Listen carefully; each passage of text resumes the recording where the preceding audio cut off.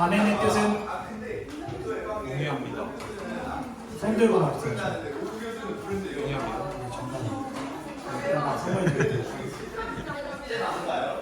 지금 드릴까요? 저기 뒤에서 포카칩 하나 가져가세요. 네네. 네, 에노기가 굉장히 화목해 보입니다. 자리에 앉으면 좋겠다는 뜻입니다. 영민이 아까 왔다 그러던데 영민이 어디 있어? 어디 있어? 영민아 허리 펴라. 허리 펴고 다녀. 안 그럼 나처럼 거북목 된다. 그 허리를 필 때 약간 이거 그냥 약간 조금 뭔가 최근에 좀 배워서 했는데 허리 필 때 이렇게 피잖아요. 그 어깨를 이렇게 그러니까 어깨를 이렇게 뭐라 그러지? 날개뼈를 이렇게 맞닿게 하면서 피잖아요. 그게 아니라 어깨를 돌리면서 피는 거예요. 그래서 저도 몰랐는데 이게 아니라 감기도 상하겠네. 그러면은 뭐 진짜 그러면은 목이 이렇게 돼 있다가 이렇게 감기거든요. 그래서 이런 거 다 해요. 그리고 허리를 피는 게 그냥 여기에서 이렇게 피는 게 아니라 이렇게 피고서 배에 힘 주면서 딱 들어가. 그래서 이게 맞아요.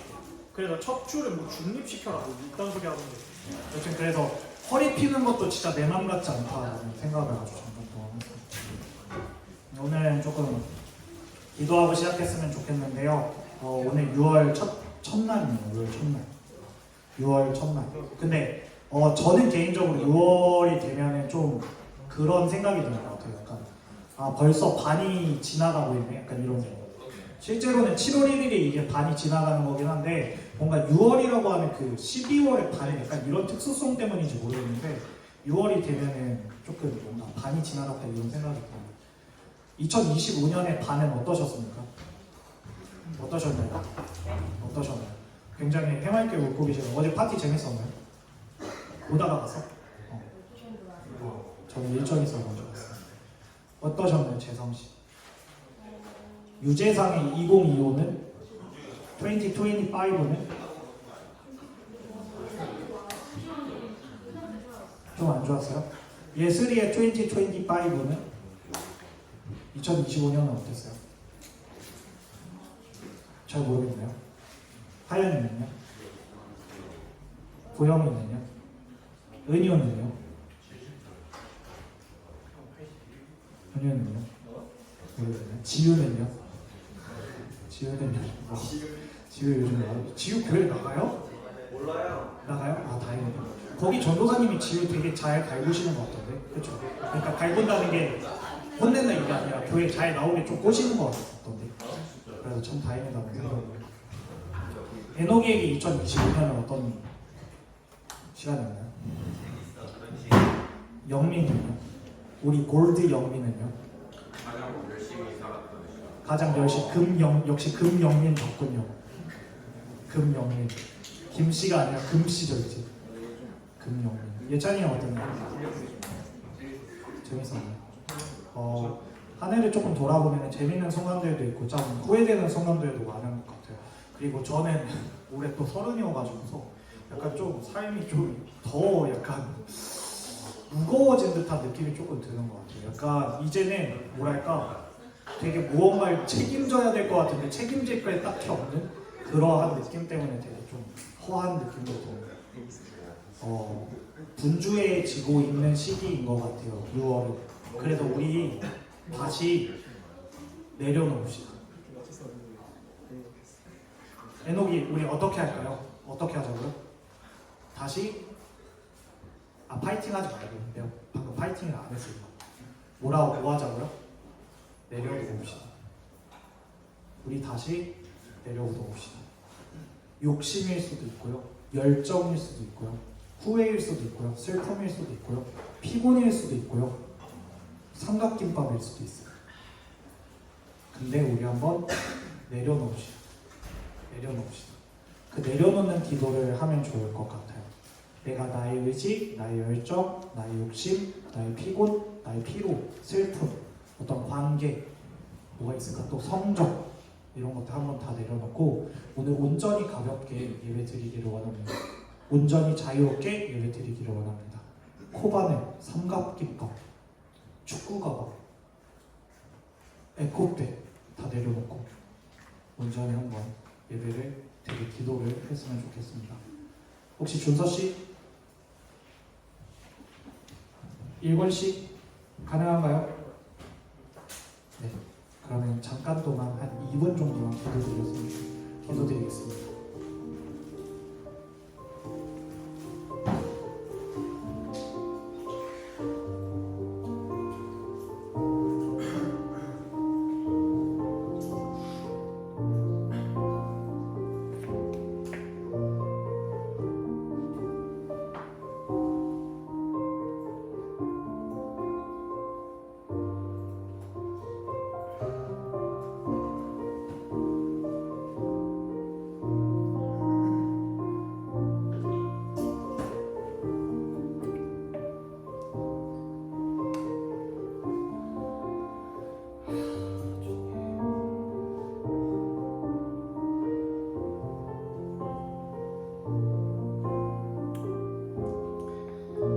주님이 여러분들이 진짜 사랑하십니다. 여러분들이 무언가를 해서가 아니라 여러분들이 그대로 있기 때문에 여러분들을 정말 사랑하십니다.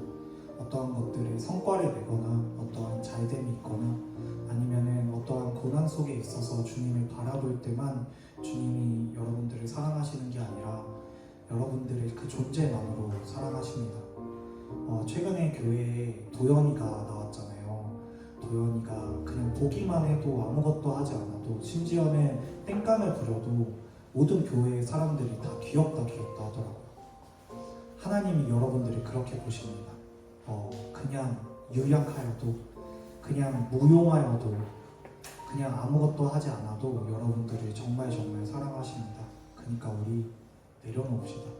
그러니까 우리 조금 자유로워집시다. 그렇게 우리 예배드립시다. 그렇게 예배드리는 하루가 되기를 원합니다. 예수님의 이름으로 기도드렸습니다. 아멘.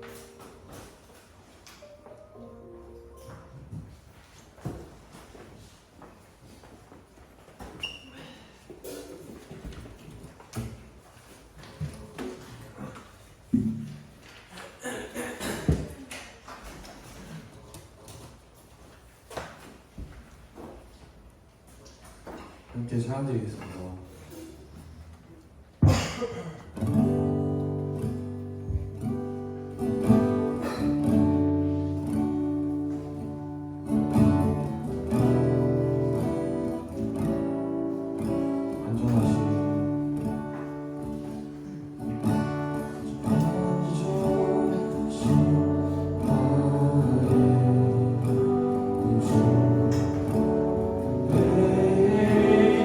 내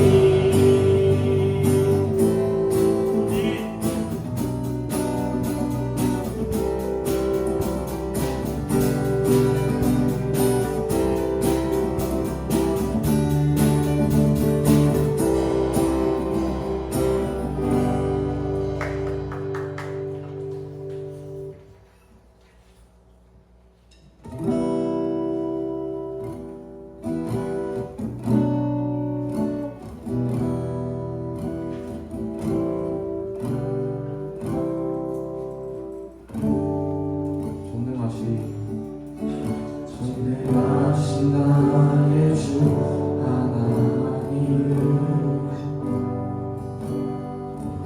능치 못하실 일 전혀 없네. 우리의 모든 간구도 우리의 모든 생각도 우리의 모든 꿈과 모든 소망도 진실하신 나의 주 하나님을 우리의 모든 괴로움 바꿀 수 있네. 불가능한 일 행하시고 죽은 자를 일으키시니 그를 이길 자 아무도 없네. 주의 말씀을 지하여 깊은 곳에 금을 던져 오늘 그가 놀라운 일을 이루시는 거구나. 주의 말씀을 지하여 믿음으로 금을 던져 믿는 자에게 끝이 못하겠네. 전능하신 나의 주 하나님은 전능하신 나의 주 하나님은 능치 못하실 일 전혀 없네. 우리의 모든 간구도 우리의 모든 생각도 우리의 모든 꿈과 모든 소망도 진실하신 나의 주 하나님은 우리의 모든 괴로움 바꿀 수 있네.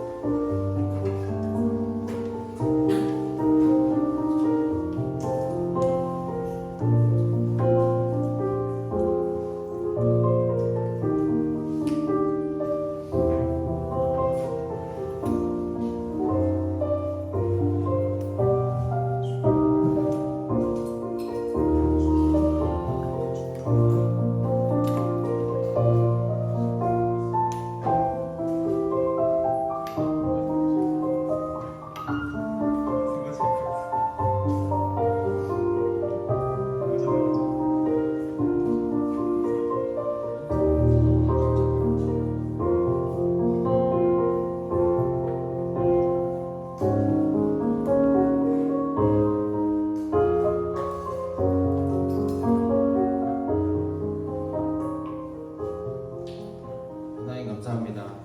오늘도 우리 함께 모여서 함께 찬양하고 예배드리고 우리 함께 할 수 있게 해주셔서 정말 감사드립니다. 예배의 주인은 언제나 하나님 한 분뿐이십니다.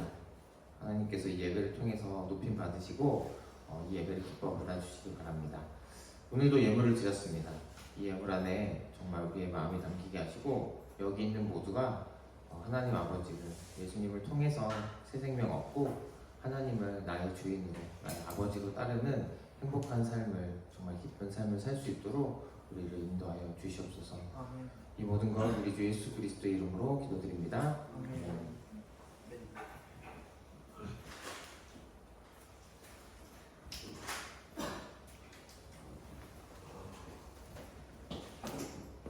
네, 반갑습니다 여러분. 어느새 6월이네요. 6월의 첫날입니다.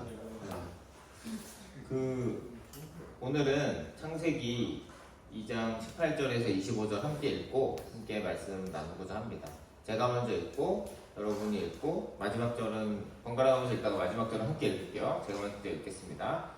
주 하나님이 말씀하셨다. 남자가 혼자 있는 것이 좋지 않으니 그를 돕는 사람 곧 그에게 알맞은 짝을 만들어 주겠다. 주 하나님이 들의 모든 짐승과 공중의 모든 새를 흙으로 빚어서 만드시고 그 사람에게로 이끌고 오셔서 그 사람이 그것들을 무엇이라고 하는지 보셨다. 그 사람이 살아있는 동물 하나하나를 이루는 것이 그대로 동물들의 이름이 되었다. 그 사람이 모든 집 짐승과 공중의 새와 들의 모든 짐승에게 이름을 붙여주었다. 그러나 그 남자를 돕는 사람 곧 그의 짝이 없었다. 그래서 주 하나님이 그 남자를 길이 잠자게 하셨다. 그가 잠자에 대하여 그 남자의 다리를 하는 꼭 골짜기를 살로 그렸다. 주 하나님이 남자에게서 뽑아낸 갈빗대로 여자를 만드시고 여자를 남자에게로 데리고 오셨다. 그때 그 남자가 말하였다. 이제야 나타났구나 이 사람. 뼈도 나의 뼈, 살도 나의 살. 남자에게서 나왔으니 여자라고 부를 것이다. 그러므로 남자는 아버지와 어머니를 떠나 아내와 결합하여 한 몸을 이루는 것이다. 함께 읽겠습니다. 남자와 그 아내가 둘 다 벌거벗고 있었으나 부끄러워하지 않았다. 아멘. 그리스도인과 결혼이라는 주제로 오늘 함께 말씀을 나누고자 합니다. 계속해서 우리 기독교 세계관을 통해서 여러 가지 주제를 다루고 있고요. 그리고 여러분이 언제든 궁금하면은 질문을 통해서 다루거나 아니면 여러분이 질문해 준 걸로 개인적으로 얘기를 나누거나 여러 가지 방법으로 함께 이렇게 소통을 하고자 합니다. 많이 이용을 해주세요. 자, 그래서 세계관은 계속해서 반복하듯이 세상을 바라보는 안경이고 렌즈, 어떤 색깔 렌즈를 끼느냐에 따라서 생각이 다르죠. 관점이 다르고 같은 사안에 대해서도 생각이 여러 가지로 다릅니다. 색깔이 다른 안경을 끼듯이요.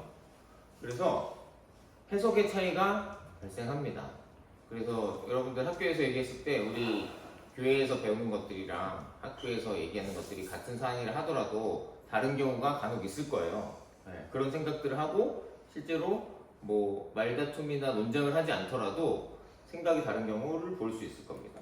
그래서 오늘은 결혼에 대해서 한번 얘기를 해보고자 합니다. 자, 여러분 혹시 나중에 나는 결혼하겠다, 한번 결혼할 생각이 있다, 한번 손 들어 주실래요? 네, 결혼할 생각이 있다. 좋습니다. 자, 그러면 결혼을 하지 않겠다. 좋습니다. 네. 은유도 든 건가요? 은유 아니에요? 은유는 결혼을 할 생각이 있나요? 모르겠어요. 모르겠다. 모르겠어야겠구나. 자, 그럼 재상이는 결혼을 하지 않겠다라는 생각인데 이유가 뭐야? 가족들이랑 평소에 살라고. 제싸움 가족들. 이게 가족들을 너무 사랑해서? 그러면은 누나들은 어떻게 해? 누나들은 결혼해야 돼? 아니면 같이 살아야 돼? 누나는 어떻게 해? 누나들은 결혼해야 할 수 있어? 아니면 재상이랑 함께 살아야 돼? 어떻게 해야 돼? 생각해요? 좋습니다. 아 그런 이유였구나. 좋습니다. 그래서 대부분은 결혼하거나 또 다른 사람 있어요? 모르겠다 있었고 또 모르겠는 사람 있어요? 아니면 난 안 할 할것 거. 같다도 들어도 되나요? 아 네. 우리 학생들한테 한번 이렇게 온 거라서. 네. 자 그래서 결혼을 네이버에 쳐봤습니다. 네이버에 쳐보면 어학사전 있지 않습니까? 그래서 남녀가 정식으로 부부관계를 맺음. 그래서 뭔가 좀 깊이 파고 들어가는 답이 없나 해서 부부를 한번 검색을 해봤어요. 부부를 해보니까 남편과 아내를 아울러 이루는 말. 그래서 뭐 이것에 대한 원리나 이런 것들을 설명해 놓거나 하진 않고 흔히 일반적으로 아는 결혼에 대한 의미를 써놓고 있는데 그러면은 지금 교회 밖에 일반적인 사회에서 생각하는 그런 결혼에 대한 것들은 뭐가 있을까라고 생각을 해보니까 저는 이게 좀 생각이 떠오르더라고요. 여러분 이거 압니까? 잘 안 보이죠? 네, 잘 안 보이는 것들밖에 없더라고요. 결혼정보회사에서 혹시 등록을 하면은 결혼을 하기 위해서 등급을 나누는 것에서 들어본 적 있어요? 뭐 재산이라든지 아니면 학력 뭐 이런 것들을 통해서 뭐 1등급, 2등급 여러분 성적 나누듯이 이렇게 결혼을 하기 위해서 이렇게 등록을 해놓고 이 사회적인 재산이라든지 지위라든지 직업으로 이렇게 등급을 나눈다고 하더라고요. 네, 그래서 이게 대부분의 결혼정보회사들은 이런 등급표를 갖고 있대요. 그래서 뭐 이렇게 뭐 직업과 뭐 재산과 뭐 부모님이 어떻고 이런 것들을 다 해놓는다고 하더라고요. 그런데 이제 이전에도 말한 적이 있지만 하나님께서는 사람의 재산이나 아니면 직업이나 이런 것들로 가족들이 어떤 배경을 가지고 있거나 이런 것들로 판단한다고 하지 않으셨죠? 그런데 이제 물론 결혼을 할 때 나와 상대방이 잘 맞는지 아는 것들은 중요하죠. 당연히 함께 살아갈 사람이니까. 그런데 너무나 이렇게 물질적인 것들로 특히 재산이거든요. 그리고 직업도 마찬가지. 얼마나 내가 사회에서 힘과 영향력을 끼칠 수 있었는데 그게 우리가 예전에 얘기했던 것처럼 이 돈, 이 만몬의 신이라고도 하죠. 그래서 우리는 항상 이렇게 교회에서 함께 예배드리고 하나님을 따라서 살려고 하면은 항상 이 꼬리표처럼 이 돈과의 싸움, 이 내면에서건 실제로 뭐 경제적인 어려움을 겪던 이런 것들과 항상 마주할 수밖에 없어요. 왜냐면은 예수님을 쫓으면 아무래도 돈은 상대적으로 좀 덜 모이게 되거든요. 아무래도 자기가 예수님 안 믿고 이렇게 나가는 것보다는 훨씬 더 그럴 수 있기 때문에. 자, 그러면 성경에서는 이 결혼에 대해서 뭐라고 하느냐? 대표적으로 여러 가지 말씀이 있겠지만 창세기 말씀을 한번 보도록 하겠습니다. 그래서 하나님께서 말씀하셨어요. 이게 남자가 사람이라고 번역된 것도 있죠. 사람이 혼자 있는 게 좋지 않아서 그를 돕는 사람, 그에게 알맞는 짝을 만들어 주겠다라고 하셨습니다. 근데 여기서 지금 돕는 사람이라고 나와 있잖아요. 이 돕는다는 게 그냥 무작정 이렇게 돕는 게 아니에요. 부하처럼 돕는 게 아니고 이 돕는다는 하나님께서 사람을 도울 때 쓰인 단어예요. 원어적으로 보면. 그러면은 이 돕는다라는 거는 무작정 아내가 남자면 여자가 부하가 돼서 돕는, 그리고 남자가 부하가 돼서 돕는 그런 게 아니고 서로 상호 보완 작용을 한다는 거예요. 서로 부족한 점이 있으면 채워주고, 물론 한 명 한 명이 좋은 점이 있고 장점이 있으면 단점이 있지 않습니까? 그런 걸 통해서 서로 부족한 점을 채워줘서 온전한 하나가 될 수 있도록 한다는 그런 의미이기 때문에 상하관계를 나타내는 게 아닙니다. 그래서 하나님께서는 남자의 갈빗대, 신체 일부를 뽑아서 살로 메우시고 그걸로 여자를 만드시고 여자를 남자에게 데리고 오셨습니다. 그래서 남자가 얘기했죠. 이 사람 뼈도 나의 뼈, 살도 나의 살. 굉장히 소중하게 얘기하는 걸 볼 수 있습니다. 자, 그래서 남자가 사람이 아버지와 어머니를 떠나서, 여러분 지금 부모님과 함께 살고 있잖아요. 네. 아까 재상이는 그럼 부모님과 함께 살고 싶어서 결혼하고 싶지 않다고 한 거였니? 네. 그렇죠. 맞네. 핵심을 짚었네. 성경에서는 결혼을 위해서는 아버지와 어머니, 부모님을 떠나서 이제 한 명의 성인으로서 독립을 하는 겁니다. 독립을 해서 남자든 여자든 상대 배우자와 한 몸을 이루는 게 성경에서 얘기하는 결혼입니다. 그런데 여기서 한 몸을 이룬다는 것은 당연히 육체적인 결합도 있고 정신적인 결합도 있고 영적인 결합도 있어요. 그러니까 하나의 인생이 되는 거야. 한 인생이. 이 같이 살아가는 거잖아요. 여러 가지 일들이 있을 거야. 함께 살아갈 때. 그런데 그게 한 배를 탄 것처럼 완전히 하나의 인생으로 함께 산다는 의미가 있습니다. 자, 그래서 이 남자와 그 아내, 남자와 여자가 둘 다 벌거벗고 있었으나 부끄러워하지 않았대. 여러분 지금 여기서 벌거벗고 있는다고 생각하면은 당연히 생각도 하기 싫죠. 너무 수치스럽고 부끄럽잖아요. 맞습니다. 네. 목욕탕에 가도 좀 쭈뼛쭈뼛할 때가 있죠. 같은 동성끼리라도. 그런데 그렇진 않아요. 네. 그런데 남자와 여자가 같이 옷을 걸치지 않고 있어도 전혀 부끄럽지 않을 만큼 친밀한 사이가 바로 결혼한 부부의 그런 사이입니다. 자, 그래서 세상에서 좀 중요시하는 가치들하고 성경적인 중요시하는 가치들하고 이렇게 좀 나눠서 표로 만들어 봤는데요. 그런데 이게 딱 양쪽으로 이렇게 선을 나눠서 이분법 0과 1, 흑과 백으로 나눌 수는 없는 것 같아요. 왜냐면 이런 조건들은 사실은 예수님 믿는 사람이라 하더라도 잘 살펴보긴 해야 되거든요. 그런데 이런 조건들에서만 끝나는 게 아니고 결국에는 하나님의 가치로서 마지막에는 선택을 할 수 있어야 되는 것까지 연결을 돼야 되기 때문에 딱 나눠가지고 이런 것들은 보면 안 된다 이렇게 말씀을 드릴 수는 없을 것 같아요. 그래서 자, 결혼이라는 것이 세상에서는 어쨌든 감정이 중요하죠. 당연히 끌리는 감정. 그런데 남녀가 만나서 당연히 전혀 끌리는 감정이 없는데 시작되는 경우는 없죠. 그런데 성경에서는 그 과정이 하나님의 인도가 있느냐, 하나님의 뜻을 분별해 나가면서 과연 이 사람과 정말 하나님의 인도가 안 되냐 이런 것까지 분별을 해야 된다. 두 번째는 기준인데요. 자, 세상에서는 외모, 조건, 경제력, 취향 등을 많이 봅니다. 아까 얘기했던 결혼정보 회사에서도 그런 것들을 굉장히 많이 상세하게 기술을 해놓고 그런 것들로 매칭을 해서 만나게 이렇게 주선을 하죠. 자, 그런데 이런 것들을 전혀 안 보고 그리스도인들이 결혼을 할 수 있냐? 믿음으로. 네, 그런 거는 힘들죠. 당연히 외적인 것도 보일 거고 조건이라든지 같이 살아야 되니까 이 사람이 어떤 직업을 가지고 어떻게 얼마 정도 수입이 있고 저축은 어떻게 하고 생활 습관은 어떻고 이런 것들을 당연히 따지게 됩니다. 그런데 여기서만 멈추면 안 되고 이 사람이 하나님 믿는 사람인지 그리고 인격적으로는 어떤지 성격은 어떤지 성품이 어떤지 그리고 하나님께서 이 사람과 함께 하자는 그런 뜻이 있는지 이제 분별할 수 있어요. 성경을 읽기도 하고 기도도 하고 주위의 공동체들과 상의도 하면서 그런 것까지 전반적으로 다 봐서 결정을 해야 된다라는 얘기고요. 또 그리고 목적은 행복하고 또 그리고 외롭잖아요. 혼자 있으면은 외로울 수 있기 때문에 외로움 해결 그리고 안정적인 삶이 있을 수도 있겠죠.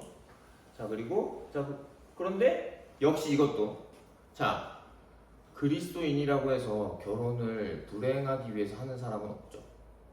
그리고 당연히 그리스도인도 외로울 때가 있습니다. 당연히 하나님과 같이 긴밀한 관계를 맺지만 그래도 사람이 혼자면 외롭습니다. 왜냐면 혼자 있는 게 보기 좋지 않다고 하나님께서 말씀하셨잖아요. 그렇기 때문에 그리고 안정적인 거 원할 수 있습니다. 자, 그런데 이것만을 바라보고 가면은 좀 곤란하다. 그래서 결과적으로 이런 것과 함께 부부가 돼서 한 가정을 이뤄서 하나님의 사명, 하나님께서 원하신 것들을 할 것들을 감당할 수 있는 것까지도 생각을 해야 된다. 이런 부분이 있어요. 자, 그리고 여기서는 좀 나뉠 것 같아요. 관계 방식은 지금 세상에서는 아무래도 결혼이 계약적인 관계가 좀 됩니다. 아까 전에 조건들을 많이 보게 된다고 했잖아요. 자, 그러면 조건도 이렇게 봤는데 이게 달라졌어. 맞지가 않아. 그러면은 세상에서 그 비즈니스를 할 때 계약을 했는데 계약 조건이 달라지면 어떻게 되죠? 계약이 파기가 되죠. 그래서 모두가 그렇다는 것은 아니지만 아무래도 사회의 경향상 마음이 안 맞으면 거기서 끝내는 경우도 종종 보이는 것 같습니다. 그런 게 들리는 것 같아요. 자, 그리고 근데 여기서는 하나님 앞에서는 성경적인 것은 언약적 관계입니다. 하나님 앞에서 약속을 한 거고요. 그리고 거기 같이 모여있는 하객들한테 하나님 앞에서 저희가 부부로서 평생 힘들거나 어렵더라도 기쁠 때나 약속해서 끝까지 책임지겠습니다 라고 서약을 하는 거죠. 이게 좀 다른 점이에요. 왜냐면은 요즘에는 그냥 사회에서는 주례를 안 두기도 하잖아요. 결혼식 할 때 주례 선생님을 안 두고 두 분이 중심이 돼가지고 이렇게 식을 치르는 경우가 많은데, 어쨌든 기독교에서는 하나님 앞에서 그리고 공동체 앞에서 같이 서약하고 힘들더라도 내가 끝까지 이 사람 함께 사랑하겠습니다 라고 하는 그런 게 중심이 되는 거죠. 자, 그래서 핵심 가치는 결국에는 요즘 세상에서는 내가 중심이 될 수밖에 없습니다. 이 결혼을 통해서 내가 얼마나 만족할 수 있느냐, 굉장히 중요한 부분인 거죠. 자, 그런데 성경에서는 하나님의 뜻은 무엇일까? 그리고 또 결혼하는 목적이 내 배우자, 내가 남편이라면 아내를 얼마나 위해줄 것인가, 그리고 내가 아내라면 남편을 얼마나 위해줄 것인가, 서로를 세워줘서 그러니까 하나님으로부터 공급받는 힘으로 서로를 세워주는 거죠. 하나가 될 수 있도록, 온전히 하나가 될 수 있도록, 이게 그런 것들을 성경에서는 이야기를 하고 있어요.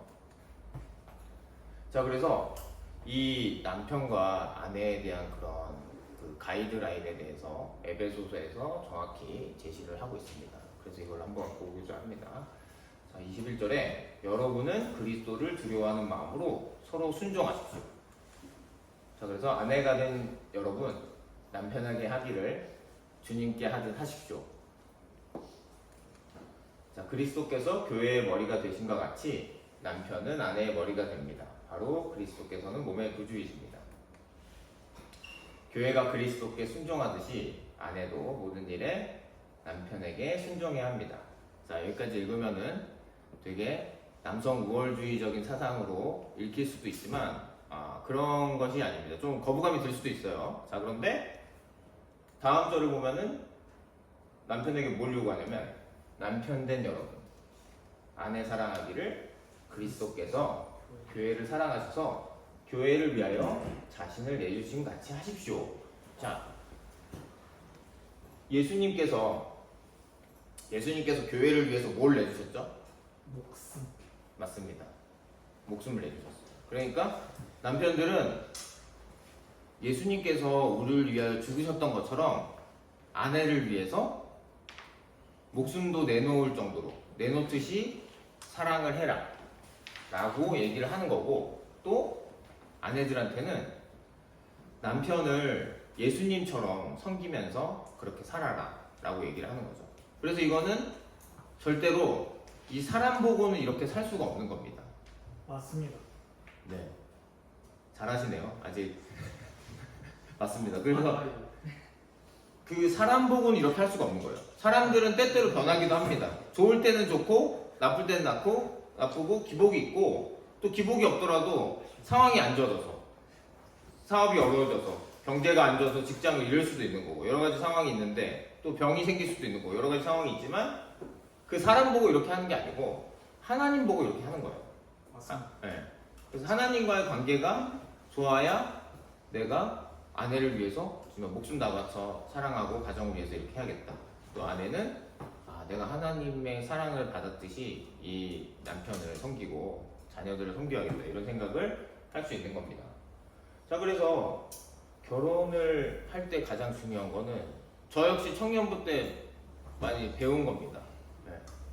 우리 청년부 때 배운 건데, 여기 청년부 생활을 같이 한 교사 선생님들이 많기 때문에 이미 아실 겁니다. 뭐냐면, 사람이 이게 마음이 뻥 뚫린 상태에서, 하나님과의 관계가 단절된 상태에서는 행복한 결혼 생활을 하기가 어렵죠. 왜냐면 당연히 요구하기 때문에. 이 상태에서 어떻게 되냐면, 결혼하면은 나 결혼해서 행복하려고 한 건데 너가 나를 채워줘야지 라고 요구를 하게 되는 거죠. 그럼 끝도 없죠. 둘 다 이렇게 뚫려 있어요. 둘 다 마음이 뚫려 있는데 남편에게 채워줘, 아내에게 채워줘라고 하면은 싸움밖에 없습니다. 이거는 밑빠진 독에 물을 붓는 거예요. 예수님과 관계가 별로 좋지 않은 사람은 자기 자신이 좋아 보일 리가 없습니다. 행복하지가 않아요. 내가 좀 원망스럽고 내 자신이 마음에 안 드는 사람이 둘이 모여있다고 생각을 해보세요. 설령 한쪽은 괜찮아. 한쪽은 괜찮다 하더라도 그 사람도 굉장히 힘들겠죠. 이 받아주는 것도 한도가 있을 수 있고. 그래서 혼자서 예수님 앞에서 행복한 사람이, 회복이 된 사람이 둘이 만났을 때 좀 더, 물론 어려움이 있죠. 어려움이 있지만 하나님으로 인해서 채워진 사람, 회복된 사람이 둘이 만나서 가정을 이룰 때 좀 더 성경적이고 하나님이 원하시는 그런 가정을 이루기가 쉽습니다. 뭐 단정적으로 얘기할 수는 없어요. 어떤 은혜를 통해서 저도 여러 가지 많이 들었습니다. 제가 예전에 다녔던 대형교회 목사님은 그 아내분만 예수님을 믿고 계셨는데, 사모님만. 근데 남편분이 굉장히 되게 허랑방탕한 생활을 하시다가 그 아내분이 너무나 이제 슬퍼서 이제 좀 극단적인 선택을 하시려는 그런 마음을 일기장에 적은 걸 보고, 그걸 보고 회개하셔가지고 이제 목사님이 되셔가지고 되게 하나님 앞에서 신실한 삶을 사신 분들도 있어서, 일반적으로 뭐 이럴 것이다 공식으로 얘기할 수는 없지만 그래도 우리가 지금 학생들로서 아직 준비하는 입장에서는 예수님을 통해서 온전히 나의 그런 정체성과 그런 것들이 채워지고 그 다음에 이제 상대를 만나서 결혼을 준비하는 게 더 바람직하지 않나 생각을 합니다. 그래서 예수님으로 채워지지 않고 불행한 사람은 사람들과 관계를 맺기가 어렵습니다. 요즘 진짜 관계를 맺는다는 게 굉장히 중요하잖아요. 길거리에서 어떤 일이 벌어질지 모르는 좀 위험한 세상에서 살고 있는 것 같기도 한데, 자, 그러면은 여러분들한테는 결혼은 좀 먼 이야기일 수도 있을 것 같습니다. 자, 그래서 저는 뭐 크게 뭐 다르진 않을 것 같아요. 연애라는 거는 그럼 어떻게 되는 거냐? 그리스도인한테 연애는 결국에는 결혼을 전제로 두고 하는 건데, 근데 여러분들이 결혼을 지금 할 수는 없잖아요. 그러면은 결혼할 때 상대방을 어떻게 좀 좋은 사람을, 나하고 맞는 사람을 좀 이렇게 분별할 수 있을까? 이런 경험을 하기 위해서 이제 교제를 해보는 게 좀 건전한 것 같아요. 이 상대방의 스타일은 어떻고, 마음은 어떻고, 나랑 생각이 잘 맞는지 이런 것들. 왜냐면은 화성에서 온 남자, 금성에서 온 여자라는 책이 있어요. 혹시 이 책 아는 사람? 학생들 중에 없나요? 선생님들은 아시나요? 예. 선생님들은 많이 아실 것 같은데, 이게 무슨 얘기냐면 남자와 여자가 좀 하나님께서 지으실 때 다르게 지으셨기 때문에, 특성이 다르기 때문에 또 소통하는 방법이 좀 달라요. 그래서 남자들끼리는 무리 없이 이렇게 뭐 툭툭 치거나 좀 약간은 친하면은 거친 말을 뱉기도 하잖아요. 근데 여자분들한테는 그렇게 얘기하면은 오해받죠.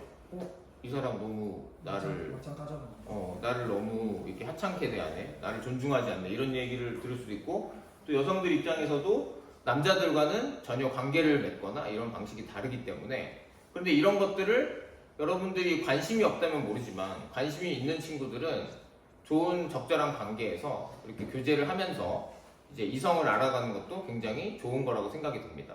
제가 알기로도 여기서 우리 학생들 중에서도 교제하고 있는 친구들이 있는 걸로 알고 있는데, 그런 것들을 경험하는 건 되게 좋은 일 같아요. 자, 그러면은 저는 이게 좀 부모님들도 걱정을 할 것 같고, 저도 이거에 대해서 좀 생각을 해보게 되더라고요. 연애 얘기까지 나왔는데 그럼 스킨십은 어떻게 할 거냐? 자, 스킨십 어떻게 할 거냐? 이게 저 그래가지고 제가 생각할 때는 성경적인 기준으로는 생각을 해봤습니다. 여러분, 저는 눈만 맞춰야죠. 그래서 이게 좋습니다. 지금 자, 분반 시간에 얘기하도록 하고, 분반 시간에. 자, 그래서 저는 생각을 해봤을 때 어떤 게 좀 괜찮을까 했을 때, 저는 일단은 스킨십의 정의는 일단 피부의 상호 접촉에 의한 애정의 교류. 자, 피부의 상호 접촉에 의한 애정의 교류죠. 촉각적 심사. 자, 그래서 이성만이 아니라 아기들한테도 해당되는 거야. 아기들과 스킨십을 잘 가져야죠. 그런 것들을 통해서 관계가 형성되는 거니까 스킨십이 중요한데, 자, 그러면 이제 저는 일단은 손잡기는 가능할 것 같아요. 손잡기가. 자, 여러분, 어디 청소년 아니 그러니까 손잡기 가능할 것 같고요. 발은 잡아도 됩니다. 제가 다르게 이상한데. 네. 발 이렇게 서로 발만 맞대는 거. 두 번째는 이제 가벼운 포옹이 가능할 것 같습니다. 여러분, 네 지금 비웃는 친구들이 있는 게 맞나요? 아니죠, 비웃는 게 아니죠. 자, 어디 동반 가벼운 포옹, 어깨 동무 가능할 것 같습니다. 아 어깨동무 안 돼요. 안 돼요? 깨문구 안 돼? 서로를 배려하지 않습니다. 아 그래요? 서로 막 권위적으로 보이려고. 아 그래. 뭔 소리 하는 거야? 자 세 번째 뭐? 아, 저 재상 안 돼? 아니 됩니다. 됩니다. 재상이가 안 된다 했으니까 됩니다. 고래 뽀뽀 정도는 가능할 것 같아. 아 근데 잠깐만. 이거는 개인적인 기준이 당연히 있을 수 있어요. 맞습니다. 개인적인 기준에 따라서 행동하는 건데, 자 그런데 제가 봤을 때는 여기까지는 가능하지 않을까. 내 양심상. 그러니까 뭐 제가 이걸 명령할 수 있는 입장은 아니지만 명령해 주십시오. 성경적인 입장을 내가 제시는 해줄 수 있는 거잖아요. 제시는 해줄 수 있는 거기 때문에 손에 명령하는 게 뽀뽀는 안 아니죠. 되는 거죠. 네? 손에 뽀뽀. 그 여왕님 만나서 하는 것처럼. 이마도 괜찮지 않을까요? 자 그런데 중요한 게 뭐냐면은 자 이게 핵심입니다. 근데 기준을 어떻게 잡아야 되냐? 이게 다 같을 수는 없어요. 근데 저번에 지지난주에 10개명 본 적 있죠? 7번을 함께 읽어보겠습니다. 초록색 된 거. 시작. 성은 부부 사이에만 허락된 거야. 네. 이 성이라는 것은 하나님께서 부부 사이에만 허락을 했습니다. 성경적으로. 자 그리고 그래서 무슨 얘기를 하고 싶은 거냐면은 성이라는 것은 이게 서로의 신체를 이렇게 스킨십을 하거나 할 때 성적 감정이 일어나는 것은 좀 피해야 된다라는 말씀을 드리는 거예요. 이게 성이라는 것은 성관계를 포함한 성적 감정이 일어나는 그런 행동은 정확하게 부부 사이에만 허락이 된 겁니다. 하나님께서 말씀하신 것은. 그렇기 때문에 어떤 사람은 제가 손잡기라고 했잖아요. 손잡았을 때 성적인 감정이 일어나. 그러면 좀 피해야 되는 겁니다. 그 사람은. 근데 나는 어깨 동무를 해도 이 사람이 친구로서 막 이렇게 성적인 감정이 일어나거나 이게 갈등이 되진 않아. 그렇다면 좀 더 허용 범위가 높을 수 있겠죠. 그런데 어떤 사람은 볼에 뽀뽀만 해도 이것은 좀 내가 성적인 감정이 생기기 때문에, 왜냐하면 성적인 감정이라는 것은 조절하기가 힘들거든요. 이것은 어른들도 힘든 거기 때문에 여러분 같이 청소년 시기에는 좀 더 좀 이렇게 제어하기가 힘들 수도 있는 거죠. 그렇기 때문에 이 성적 감정이 일어나는 행동들은 스스로 좀 피하는 것이 성경적이고 좀 더 바람직하지 않겠냐라고 제가 말씀을 드립니다. 그래서 그 이유가 부부 사이에만 허락된 거기 때문에 그 전까지는 형제 자매인 거예요, 사실. 서로 배려해주고 아껴줄 의무가 있는 거예요. 네, 네. 아무튼 그래서 여러분들이 이거에 대해서 한번 깊게 한번 생각을 해보셨으면 좋겠어요. 왜냐면은 지금 뭐 교제하고 있는 친구들도 있고, 지금은 관심이 없지만 1년 뒤, 2년 뒤 또 성인이 돼서 결혼하기 전까지 여러 가지 상황들이 있을 수 있는데, 이런 것들에 대해서 한번 생각을 해보면 좋을 것 같고요. 그래서 오늘 그리스도인과 결혼에 대해서 얘기를 해봤고요. 자, 생각해 볼 것은, 자, 이게 결혼 전 스킨십에 대해서 저는 성경적인 제 기준과 판단을 가지고 제시를 했어요. 이런 것들이 좋지 않겠냐. 자, 그러면 여러분들의 생각은 좀 다를 수도 있어요. 저보다 더 보수적일 수도 있고, 저보다 좀 더 열려있을 수도 있을 텐데, 분반별로 결혼 전 스킨십 어디까지 가능한 것인가에 대해서 한번 지금 나눠보면 좋을 것 같아요. 이거 한번 나눠보고요. 두 번째는, 자, 여러분들 결혼하고 싶은 친구들이 더 많은 걸로 보였는데, 자, 그럼 나는 결혼해서 어떤 가정을 이루고 싶은지 한번 생각해보고 함께 이야기를 나눠보면 좋을 것 같습니다. 자, 그럼 여러분 기도한 다음에 분반 진행하도록 하겠습니다. 자, 몇 가지 기도 제목을 가지고 우리 기도해봅시다. 첫 번째는 하나님이 만드신 결혼. 이것은 사람들끼리 그냥 만들어낸 제도가 아니라 하나님이 만드신 결혼입니다. 하나님께서 만드신 이 결혼에 대한 소중함과 의미를 깨달을 수 있도록 함께 기도하면 좋을 것 같고요. 그리고 미래의 배우자와 가정을 위해 기도하면서 정말 하나님 안에서 준비하는 삶, 무엇보다 하나님을 만나고 예수님을 영접하고 하나님으로 회복되는 것이 가장 좋은 준비입니다. 행복한 가정을 이루기 위해서 하나님께서 원하시는. 자, 그리고 세 번째로는 세상의 가치관이 아닌 하나님의 말씀 안에서 올바른 연애와 결혼관을 형성할 수 있도록 우리 함께 기도하고 분방 공부 진행하도록 하겠습니다. 잠깐 기도하겠습니다.